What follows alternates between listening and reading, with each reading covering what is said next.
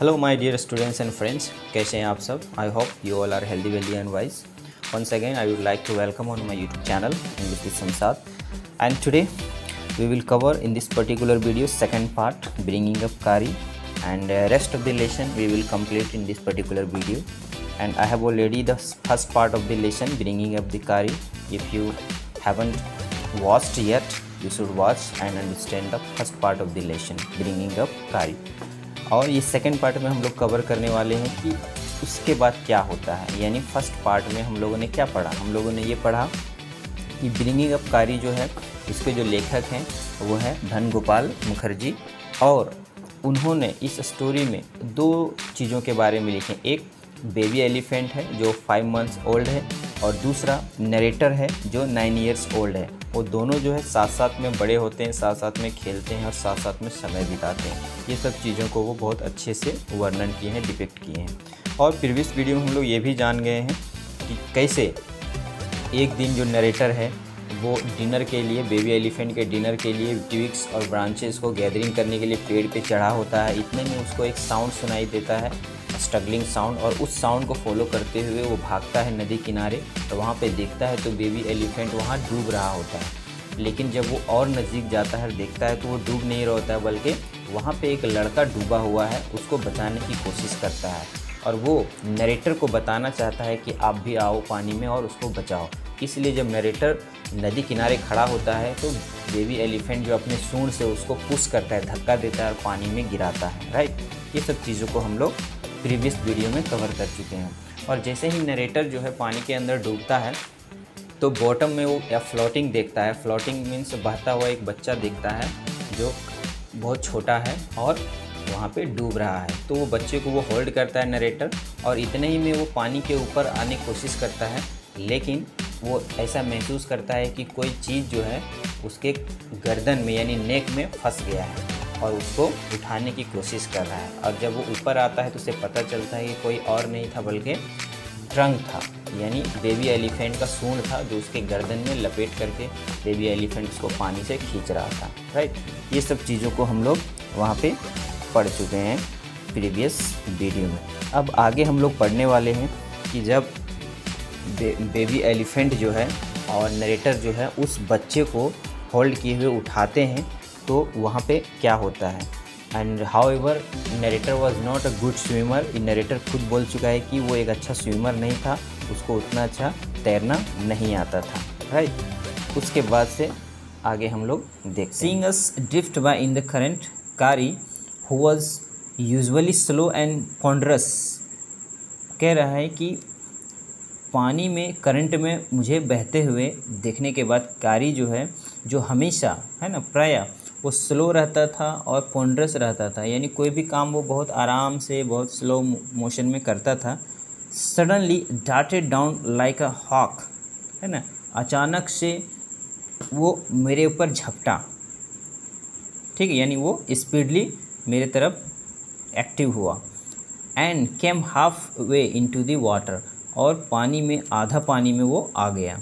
Where I saw him stretch out his trunk again, और जहाँ पे मैं देखा कि वो जो अपना सूंड है वो फिर से फैलाया मेरी तरफ। Right, I raised up my hand to catch it and it slipped, मैं अपना हाथ जो है उसके सूंड को पकड़ने की कोशिश कर रहा था, लेकिन मेरा हाथ जो है वो स्लिप हो जा रहा था। I found my self going under the water again, और फिर से मैं पानी के अंदर में जाने लगा था। But this time I found that the water was not very deep, so I sank to the bottom of the river and doubled my feet under me, and then suddenly kicked the river bad and so shot upwards like an arrow, in spite of the fact that I was holding the drowning boy with my hand.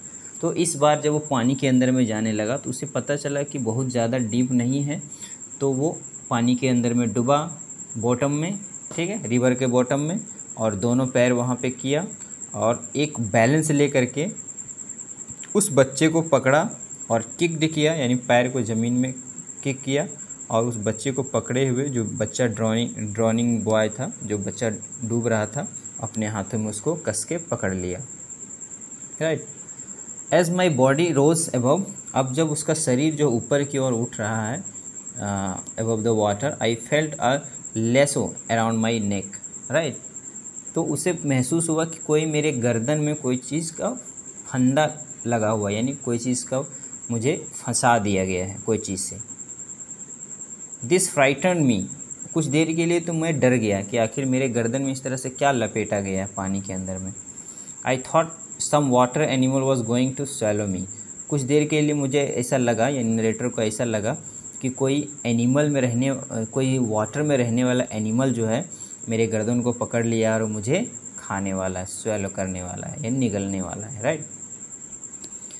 I heard कारी स्क्वीलिंग, लेकिन मैं कारी का crying, ये कारी का sound को मैं सुना। एंड आई न्यू, तब मैं जाना, इट वॉज हिज ट्रंक, उसका सूंड था जो मेरे गर्दन में रैप किया हुआ था।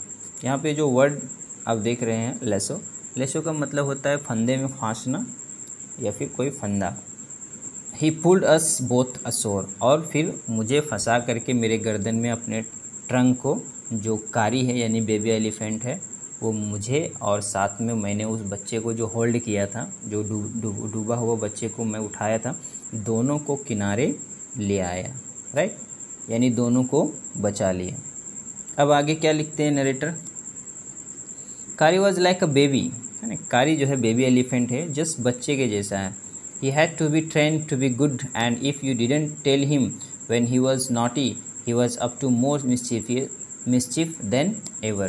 कह रहे हैं कि उसको ट्रेनिंग की भी ज़रूरत है, ठीक है, और अगर आप उसे ये नहीं बताओगे कि तुम नॉटी का काम कर रहे हो, तुम बदमाशी कर रहे हो, तो वो और भी ज़्यादा मिस्चीवियस हो जाता है, यानी और भी ज़्यादा वो नॉटी हो जाता है और बदमाशी करना शुरू कर देता है। इसीलिए बीच बीच में उसको डांटते रहना पड़ता है। फॉर इंस्टेंस वन डे, एक और एग्जांपल वो बताता है कि one day somebody gave him some bananas to eat, है ना, कोई उसको बनाना दिया खाने के लिए, किसको, बेबी एलिफेंट को यानी कारी को। Very soon he develop a great love for ripe bananas, है ना, बहुत जल्दी वो डेवलप हो गया एक तरह का, यानी वो लाइक करने लगा राइप बनाना को खाने के लिए। We use to keep large plates of fruit on a table near a window in the dining room. Dining room में हम लोग क्या करते थे, ये नरेटर कहते हैं कि डाइनिंग रूम में हम लोग क्या किया करते थे, एक बड़े से प्लेट में फ्रूट वगैरह रखते थे विंडो के नज़दीक में। One day all the bananas on the table disappear and my family blamed the servants for eating all the fruit in the house। एक दिन सारा बनाना जो है उस टेबल से खाली हो गया, डिसअपियर हो गया, गायब हो गया, और जो नरेटर के फैमिली हैं वो किसको ब्लेम करने लगे, सर्वेंट्स को, कि कहीं तुम लोग सब तो खा नहीं गया, राइट। और few days later the fruit disappeared again, कुछ दिन के बाद फिर से डिसअपियर हो गया, यानी फिर से वो फ्रूट गायब हो गया। This time blame was put on me, इस समय जो ब्लेम है वो नरेटर के ऊपर लगा कि तुम ही खा गया होगा, right. And I knew I had not done it, और मैं जानता था कि मैंने तो ये काम किया नहीं। It made me very angry with my parents and the servants, अब यह जो ब्लेम मेरे ऊपर लगा, इससे मैं काफ़ी गुस्से में हो गया अपने पेरेंट्स को के लिए और अपने घर के नौकरों के लिए। For I was sure they had taken all the fruits. The next time the fruit disappeared, I found a banana all smashed up in Kari's pavilion. और मुझे उस समय इसलिए गुस्सा आया कि मुझे लगा कि वो लोग खुद मेरे पेरेंट्स और सर्वेंट्स सब बनाना ले गए होंगे और वो लोग मुझे बोल रहे हैं कि मैं खा गया हूँ। लेकिन कुछ दिन के बाद फिर से फ्रूट जब डिसअपियर्ड हुआ, यानी गायब हुआ, राइट, नरेटर कहता है कि मैंने ये देखा कि एक बनाना जो है वो पड़ा हुआ है कहाँ पे, कारी के पवेलियन में, यानी कारी के घर में, जहाँ कारी यानी बेबी एलिफेंट रहता है, राइट।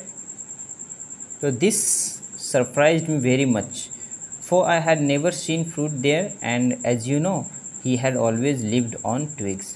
यह मुझे बहुत सरप्राइज़ किया इसलिए कि मैं आज तक उसको ट्विग्स, सैपलिंग्स, ब्रांचेस ये सब खा करके रहते हुए देखता था, लेकिन जब उसको बनाना वहाँ देखा तो मैं समझ गया कि घर का सारा जो फ्रूट है जो गायब हो रहा है वो कोई और नहीं बल्कि कारी गायब कर रहा है, यानी baby elephant. Next day, while I was sitting in the dining room, wondering whether I should take some fruit from the table, without my parents' permission, a long black thing, very much like a snake, suddenly came through the window and disappeared with all the bananas. मैं एक दिन dining room में बैठा हुआ था, narrator कहता है, और मैं सोच ही रहा था कि कुछ फ्रूट्स मैं बेबी एलिफेंट के लिए यानी कारी के लिए ले जाऊं बिना परमिशन के, यानी पेरेंट्स के बिना परमिशन के। इतना ही में एक लंबा ब्लैक कलर का सांप के जैसा विंडो के अंदर से आया और सारा बनाना को गायब कर दिया। यानी वो क्या आया, वो कारी का ट्रंक आया, राइट, और सारा बनाना गायब हो गया। I was very much frightened because I had never seen a snake eat bananas, and I thought it must be a terrible snake that would sneak in and take fruit. I crept out the room and with great fear in my heart ran out of the house, feeling sure that the snake would come back into the house, eat all the fruit and kill all of us. As I went out, I saw Kari's back disappearing in the direction of the pavilion, and I was so frightened that I wanted his company to cheer me up. I ran after him into the pavilion and I found him there eating bananas. I stood still in astonishment. Right? यानी वो जो snack जिसको समझ रहा था narrator, वो actually में snack नहीं था, वो खुद कारी जो है अपने ट्रंक से उसको गायब किया था, यानी बनानास को विंडो के थ्रू से गायब किया था। डरा हुआ नरेटर कारी के पास समय बिताने के लिए गया, चेयर अप करने के लिए गया, तो वहाँ जा कर के देख क्या रहा है पवेलियन में, यानी उस घर में, कि वहाँ पे कारी जो है वो मज़े से बनाना खा रहा है, ईटिंग बनाना, राइट। तो उस समय फिर से अस्टॉनिशमेंट हो गया नरेटर को। अस्टॉनिशमेंट का मतलब सरप्राइज़ होता है, ठीक है। अस्टॉनिशमेंट का मतलब क्या होता है, सरप्राइज होता है, right, okay. He stretched out his trunk and reached for one far away from where he was standing. That instant the trunk looked like a black snake. फिर से वो जब उसका सूंड को वो फैलाया बेबी एलिफेंट ने, कारी ने, नरेटर के सामने, तब वो जाकर के देखा कि वो बिल्कुल ब्लैक स्नेक के जैसा उसका सूंड लग रहा था। And I realise that the Kari was the thief. तब उस नरेटर को समझ में आ गया कि जितना भी बनाना विंडो के थ्रू से डाइनिंग रूम से गायब हो रहा है, डिसअपियर हो रहा है, वो कोई और नहीं बल्कि कारी गायब कर रहा है, यानी बेबी एलिफेंट गायब कर रहा है। I went to him, pulled him out by the ear and joyously showed my parents that it was Kari and not I that had eaten all the fruit these many weeks, right। मैं उसको लेते गया और अपने parents के सामने जाकर के बोला कि यह कोई और नहीं बल्कि कारी है, जो आज तक जो फ्रूट्स गायब हुआ है उसका जिम्मेदार, उसका रिस्पॉन्सिबल कारी है, मैं नहीं हूँ, right. Then I scolded him for elephants understand words as well as children and I said to him, next time I see you stealing fruit you will be whipped। और मैं उसको एक बच्चे की तरह स्कॉल्ड करने लगा, डांटने लगा कारी को, और मैं उसको समझाया और वार्न भी किया कि अगली बार अगर मैंने आपको फ्रूट चुराते हुए देखा तो आपको कोड़े पड़ेंगे, राइट। ये whip का मतलब होता है चाबुक और कोड़ा। He knew that we were all angry with him। वो समझ गया कि हम सभी, ये सभी कहने का मतलब narrator including his family members, तो वो कह रहा है कि he knew that we were all angry with him, even the servants भी, क्योंकि सर्वेंट के ऊपर भी एक बार ब्लेम लगा था फ्रूट स्टीलिंग का। His pride was so injured that he never stole another thing from the dining room, right. उसके बाद से वो कभी चोरी नहीं करने लगा डाइनिंग रूम से। And from then on if anybody gave him any fruit he always squealed as if to thank them. और जब भी कोई अब उसको फ्रूट देने लगा तो वो उसको थैंक यू बोलने लगा। क्यों? क्योंकि उसे पता है कि किसी का सामान चुरा करके खाना अच्छी बात नहीं है, right. An elephant is willing to be punished for having done wrong, but if you punish him without any reason he will remember it and pay you back in your own coin।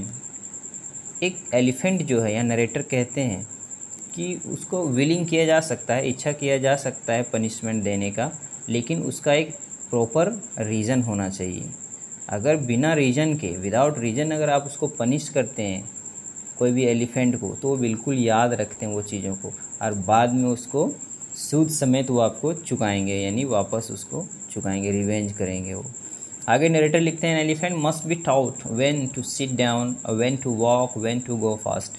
एक elephant को हमेशा train करना चाहिए, उसे बताना चाहिए कि कैसे बैठना है, कब बैठना है, और कब चलना है, कब दौड़ना है, and when to go slow, है ना, और कब फिर स्लो चलना है। ये सारी चीज़ों को उसको सिखाना चाहिए। You teach him this things as you teach a child. जिस तरह से बच्चे को हम सिखाते हैं उस तरह से एक एलिफेंट को भी सिखाना चाहिए। इफ़ यू से धत and pull him by the ear, अगर उसको कहोगे धत और उसके कान को पकड़ के खींचोगे, he will gradually learn to sit down, तो धीरे धीरे सीख जाएगा कि धत का मतलब मुझे बैठने के लिए बोला जा रहा है। सिमिलरली इफ़ यू से माली and pull his trunk forward, और अगर उसको कहोगे माली और उसके ट्रंक को, सूंड को खींचोगे आगे की तरफ, तो he will gradually learn that it is the signal to walk, तब वो समझ जाएगा कि मुझे वॉक करने के लिए, यानी चलने के लिए, आगे बढ़ने के लिए बोला जा रहा है, राइट। तो ये ट्रेनिंग पर्पज़ से यहाँ पे नरेटर ये लिख रहे हैं। कारी लर्न माली आफ्टर 3 लेसन्स, 3 लेसन के बाद कारी जो है माली वर्ड के बारे में सीख गया, यानी वो सिग्नल समझ गया कि मुझे चलने के लिए बोला जा रहा है। But it took him 3 weeks to learn धत, लेकिन धत सीखने के लिए उसको 3 वीक्स लगा, थोड़ा सा लंबा समय लगा। He was no good at sitting down, क्योंकि वो बैठने में सही नहीं था। And do you know why an elephant should be taught to sit down, और आपको पता है कि एक एलिफेंट को बैठने के लिए क्यों सिखाना चाहिए? Because he grows taller and taller than you who take care of him, क्योंकि हाथी जो है बड़ा से बड़ा होता जाता है ना, लंबा होता जाता है, जो उसको देखभाल करता है उससे भी बड़ा वो होता जाता है। So that when he is 2 और 3 ईयर्स ओल्ड, और जब वो 2 और 3 ईयर्स ओल्ड होता है तो वो आपसे भी बड़ा हो जाता है, right.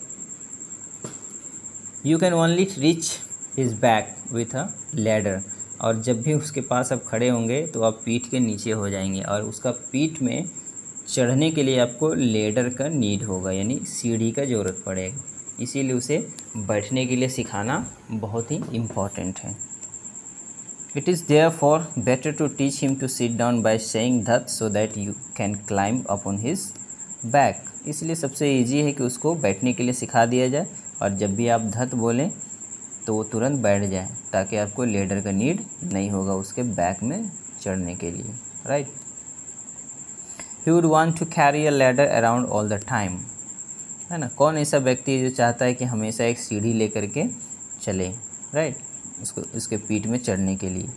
The most difficult thing to teach an elephant is the master call, है ना। सबसे डिफ़िकल्ट चीज़ क्या है एक एलिफेंट को बताना? Master call. He generally takes 5 years to learn it properly, है ना। उसके लिए उसको 5 साल का ट्रेनिंग लगता है मास्टर कॉल को सीखने के लिए। The master call is a strange hissing howling sound as if a snake and tiger were fighting each other, right. Master call हम उसे कहते हैं जो साउंड है डिफरेंट प्रकार का, यानी कई प्रकार के साउंड होते हैं, हिसिंग है, हॉलिंग है ना। ये सब सीखने के लिए, या टाइगर का जो रॉरिंग है, ये सब सिखाने के लिए उसको 5 साल का समय लगता है। And you have to make that kind of noise in his ear, और उसके कान में ये सब साउंड को बोल बोल करके सिखाना पड़ता है। And do you know what you expect an elephant to do when you give him the master call? आपको पता है कि आप क्या एक्सपेक्ट करेंगे जब इस तरह का मास्टर कॉल एक एलिफेंट को दिया जाएगा? If you are lost in the jungle and there is no way out and everything is black except the stars above, you dare not to stay very long anywhere, right. जब आप जंगल में खो जाएंगे और कोई रास्ता नहीं रहेगा, केवल और केवल वहाँ पे स्टार्स रहेंगे आसमान में, यानी तारे दिखाई देंगे, और आपके पास हिम्मत नहीं रहेगा कि उस जंगल में और ज़्यादा समय बिताया जाए, ठीक है। तो आपके पास the only thing to do then is to give the master call and at once the elephant pulls down the tree in front of him with his trunk. और उसी समय मास्टर कॉल आपके काम आएगा और एलिफेंट जो है वो सारे ट्री को आपके सामने तोड़ता फोड़ता और रास्ता बनाता आपके पास पहुंच जाएगा, right. This frightens all the animals away, और जिसके कारण से ऑल एनिमल्स जो जंगल में हैं जो आपको नुकसान पहुंचाना चाहते हैं वो डर के मारे भाग जाएंगे। As the tree comes crashing down, और जो ट्री है जिसको तोड़ेगा फोड़ेगा, जिस ब्रांच को उखाड़ेगा एलिफेंट, तो उसके आवाज़ जो क्रैशिंग साउंड होता है ना, उसके डर से भी इधर उधर सब जानवर भागने लगते हैं, right. Monkeys wake from their sleep and run from branch to branch, जो मंकी है जो पेड़ में सोए रहते हैं वो भी उठ जाते हैं इस क्रैशिंग से उस समय, और एक ब्रांच से दूसरे ब्रांच वो लोग भागने लगते हैं। फिर आगे नरेटर लिखते हैं, you can see them in the moon light, और चांदनी रात में मून लाइट में भी आप उसको देख सकते हैं। And you can almost see the stags running in all directions below, you can hear the growl of the tiger in the distance, even he is frightened. Then the elephant pulls down the next tree and the next. Soon you will find that he has made a road right through the jungle straight to your house. और इस प्रकार से master call के through से वो एक पेड़ को तोड़ता उखाड़ता है ना, और इधर उधर फेंकता हुआ आपके लिए एक रास्ता बना देगा जंगल से बाहर जाने का, राइट। तो ये है आपका धन गोपाल मुखर्जी का शॉर्ट स्टोरी ब्रिंगिंग अप कारी, यानी कारी का पालन पोषण देखभाल। ब्रिंगिंग अप आपको पता है, ब्रिंग जो वर्ब है उसके साथ अगर अप लग गया तो इसका मतलब होता है टेकिंग केयर, यानी पालन पोषण करना, ठीक है, देखभाल करना, राइट। पढ़ाना लिखाना भी कह सकते हैं इसका मीनिंग, ये फ्रेजल वर्ब है। तो बहुत ही इंटरेस्टिंग स्टोरी है। I hope you have understood my explanation in Hindi, and I recommend you to write all word meanings and question answer in your notebook, and also you should read once again line by line, then you will grasp the actual message of the lesson. Thanks to all for watching my video till the end, and I request you all, please subscribe, share and like my channel and hit the bell icon so you will get the notification of upcoming videos. See you soon in the next video, and till then you should write, learn and understand the topics. Have a nice day.